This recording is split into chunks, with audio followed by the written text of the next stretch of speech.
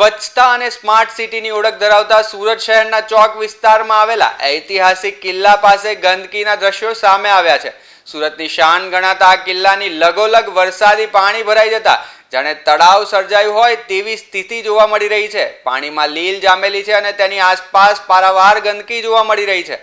ઐતિહાસિક વારસો હોવાથી કિલ્લાની મુલાકાતે શહેરભરમાંથી મોટી સંખ્યામાં શાળાના બાળકો આવતા હોય છે, ત્યારે કિલ્લાની આસપાસ આવી અસ્વચ્છતા બાળકોના સ્વાસ્થ્ય માટે ચિંતાનો વિષય બની છે।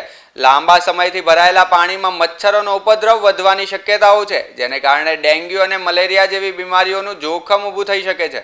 સ્થાનિકોમાં પણ આ સ્થિતિને લઈને નારાજગી જોવા મળી રહી છે। લોકો દ્વારા તંત્ર સમક્ષ તાત્કાલિક પાણીનો નિકાલ કરી કિલ્લા આસપાસ સફાઈ કરાવવા અને મચ્છર નિયંત્રણની કામગીરી હાથ ધરવાની માંગ ઉઠી રહી છે। ઐતિહાસિક સ્થળની ગરિમા જળવાઈ રહે તે માટે તંત્ર દ્વારા તાત્કાલિક કાર્યવાહી જરૂરી બની છે।